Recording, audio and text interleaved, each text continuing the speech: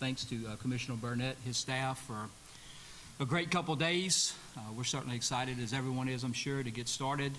We actually start on the 5th, which is next Wednesday. We had a really good spring, good summer. We got a good group of kids, and we're excited as I've ever been, actually. So I think we have a talented football team, and like a lot of other people, if things go our way and things fall in line, I think we should be very competitive this year. So exciting time for sure, and just looking forward to get it started. It's a great league, and when you look at the league now, and I was asked a question in 2 interviews yesterday, I guess since I've been in the league a while, the state of the league, and in my opinion, is better than this ever has been, without a doubt. From top to bottom, you look at the athletes and the coaches and the things that people are doing with their programs, it's really good, and makes it competitive week in and week out, and it certainly makes it nerve-wracking for sure, but at the same time, I mean, it's what it should be. Each week that you line up and play, you should have to play your very best to have a chance, and that's the state of the league right now. So again, in my opinion, it's as good as it ever has been, or better, in the years that I've been at McNeese. In the 9 years or 8 years, I guess, I've been the head coach, plus I was also an assistant for about 7 years, and the league is in a great spot right now. Quentin, if you'd like to give us a statement about the upcoming season. I think it's going to be a great season for the Cowboys, for sure. Both sides of the ball, I think, has really been working hard throughout the summer and throughout spring. I feel like we're going to have a great group of guys that are going to go out there and try their best to win every single game that we play this year. So I feel like it's going to be an awesome season for everyone. Brent, your turn. Upcoming season. What are your thoughts? I feel like we're going to have a great season, guys. They're very focused on the game right now. Got everybody that really want to work. They want to get better. So I feel like we have a great team. We have a great group of guys, and so I think we have a great season this year. Okay, there are microphones on both sides of the room here, so if you have a question, please raise your hand, state your name and news agency.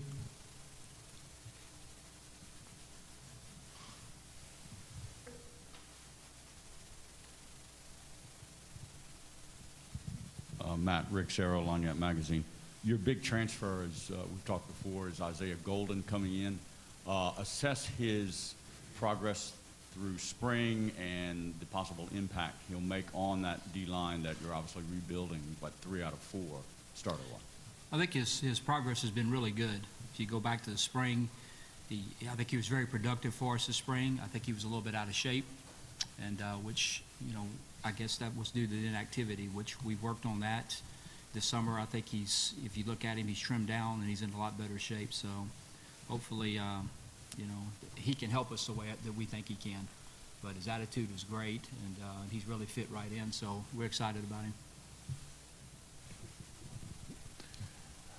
Matt, Alex Hickey, American Press. When the preseason team came out, you didn't have as many all-conference selections as usual, perhaps, but you still have that, other coaches picking you to be in the top half, in the top 3 in this conference. Just, I guess, do you sense the respect that this program still has around your peers?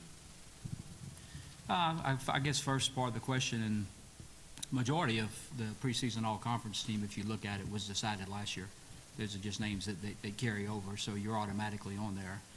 Really, in the sense of what we've always done in preseason all-conference, unless you actually started the year before and played the whole year and were productive, then I don't just put up somebody that came in that I think is going to be whatever. I mean, to me, so all-conference teams are based off of last year, but I don't know. I mean, other than your second part of the question, if we do have a little respect, it's much appreciated, by our players and coaches. But it's each year's a different year, and so once you line up each Saturday night, all that's out the door. So. Matt, Jim Gazzola, American Press. Right next to Alex. Yes, sir. Always next to Alex. In a conference where there's a lot of instability with transfers and that, what does a 3-year contract for you give as far as stability in your program? I think it's always great in recruiting for sure, when you go out. I mean, because I think that obviously parents are looking for stability. So I think that's a really good thing.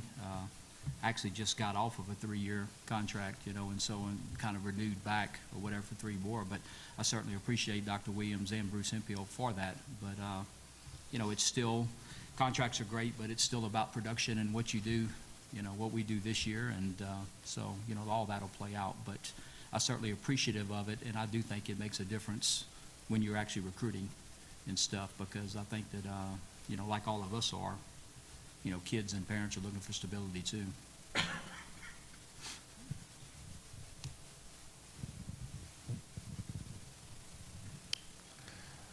How much last season did sort of the flux at the quarterback situation prevent you from being as balanced as you might have wanted to be? And do you think you'll be able to have more balance with a better passing attack this season? We certainly worked on it. How much it had to do with anything, I always look at it from coaching standpoints, and we have to do better, getting our kids in the right positions and stuff. But, we had a few injuries at the position, and I will say this, I think that, and I think both these guys will agree too, that, it's the first time really I can say this, I think somebody actually came back better after surgery, but Daniel had a second surgery on his thumb, and there's actually 2 different ways to do the surgery that he had. He had the same thing at Kansas State, and so they did it another way, our doctors did, and he seems really excited about it. I thought he threw the ball better in the spring. He can actually get back on top of the football now, which he couldn't last year and stuff. And I think the other thing that will help him too is last year with the thumb, he wasn't even released to throw until August camp started, so he missed the entire summer. He missed any 7-on-7. He missed any route timing with the receivers or anything like that. So I think, plus, being a first-time quarterback in installation, so having an opportunity to go back through that this spring and then to spend time this summer, I think will help him in that sense. This is for the players. Last year you started off, you lose to Nebraska, but you get all the pats on the back for the way you played. Then the season kind of tapers off. What did you learn from that, and what do you take from that experience? Yeah, it's kind of it's a bittersweet thing because we didn't win, but everybody pat us on the back like we did. But to us, it's more like we was more mad that we didn't win the game than anything else, because we prepared ourselves to win the game and not go in and have a loss or whatever. And so when you get to come through the rest of the season, you didn't finish like you want to. It kind of hurt us in a way, but it kind of made us strong in another sense too, because we know what we need to do to get better for the next season. So now we've been working in order to get better for this season that's coming up. Yeah, well, like how Spike said it, I feel like we wanted to win so bad, but it's, like he said, a bittersweet thing. But as you learn how to finish out seasons, and I feel like how we didn't finish the season how we wanted to, it's a learning process of how you want to do better. And I just feel like how the season ended last year, that a lot of people don't want it to end like that again. And you learn and you work harder, so it won't end like that this year. Matt, every year, injuries are head scratchers. You have 2 or 3 years where you like to see injuries. Comments on that, how you approach it, is it going to be changing your mindset and open up with LSU, or the factor on the road against a larger team, just the option of the injury situation and keeping guys healthy? Yeah, I know. I've looked at it every year and looked at it with doctors and talked to other coaches and everything. And this year was a little different, obviously, than if you look at the injuries and what positions they came to. But I mean, we'll look at a few things and try to change, a couple things in practice and some things. But we really haven't been able to get a great beat on it because we've had different injuries. If you take our running back position last year, we lost 3 or 4 guys. They were all totally different injuries on totally different services, doing totally different things. So I mean, no, there's really hasn't been a very common denominator, really, in terms of doing that. And I wish I had the answer, for sure. But in 2013, we were actually fortunate till the very end of the year. If you remember, we lost Cahee and Morgan in the Lamar game. But up until then, we had done great. I mean, we had really done good. So actually, there was a year in there where we were pretty good, and hopefully we can get back to that.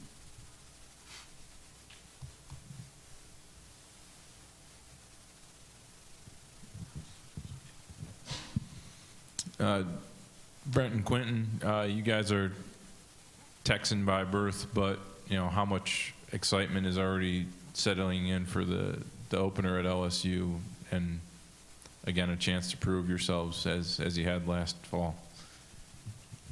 Well, I think it's very exciting every time you get to play a team like that. You've always dreamed playing on a team like that or playing against a team like that. And I feel like going into a stadium with that much, excitement and the things that you know about that kind of stadium, that team, and the legacy that they have, I feel like it's a great experience that we're going to have and that we can share as brothers. And I think it's going to be a great time. It's a top-tier SEC team, you get to play against, not every day you get to play against teams like that. And so it's a good experience for guys that's younger. It's a good experience for guys that's older, too. And as in, we look at it, like I say, we look at it the same way we look at every other team. It's a game. We got a game plan. We're going to execute. We're going to play to win. It's just how we think.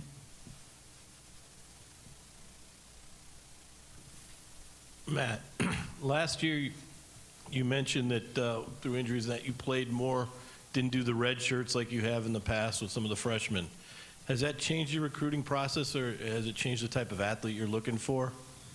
It really hasn't in terms of that. I think the one thing that we were looking at this spring going into it, as much as you hate to lose kids, obviously, to see a young man work hard and end up getting hurt and have to sit out, what it did do last year is it gave a lot of younger guys opportunities to play. So when you actually line up and you get in the spring and then you start looking forward, I mean, wow, especially like if you look at the wideout position, we lost really. I mean, Ernest Celeste played about 17% of the snaps last year, so we lost our top three wideouts last year, if you look at it, with Briscoe, Shelby, and Celeste. But now when you go into spring ball, you got guys like Khalil Thomas and David Bush and all these guys that got to play all these snaps that may not have played those snaps. So as much as it hurts to lose guys like that, or at the running back position like a guy like Ryan Ross, if nobody gets hurt, he probably redshirts. But now you go back, whenever you enter the fall season, well, I mean, you're looking at a guy that ran for, 700 or 800 yards and got valuable experience, and plus you're bringing the guys back that did get hurt. So, like I said, it's certainly we don't want to get anybody hurt, obviously, this year for experience for next year, but I guess, we were kind of looking at it in a sense when you turn around and move forward, with it, other young kids get an opportunity to play, and that helps out a little bit for the next year.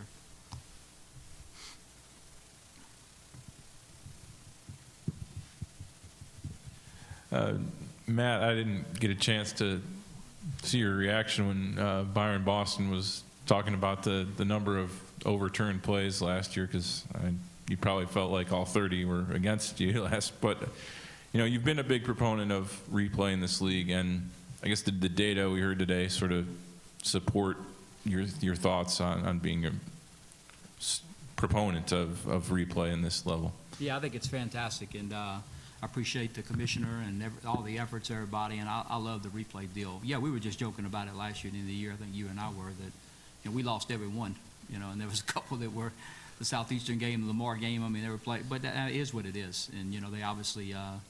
But I think it's a great thing. I think it's a great thing for everybody moving forward. But getting back to Mr. Boston's question, I never challenged one, so I didn't lose any challenges. I was 0 for 0 because he told me not to last year. He told me I was wasting my time if I challenged. So it's funny, too, but Mr. Boston said that last night and today, but when you go play those FBS teams like Nebraska, then they tell you, the heads of the officials, which, you look up and those guys, are calling, national championship games and stuff, and they tell you not to challenge, you're wasting your time. So, I don't challenge. But anyway, none of those were challenges. They just happened to be plays that, in the Lamar game that got overturned, in the Southeastern game. Well, both of them did, huh? Both of them got overturned, yeah. So.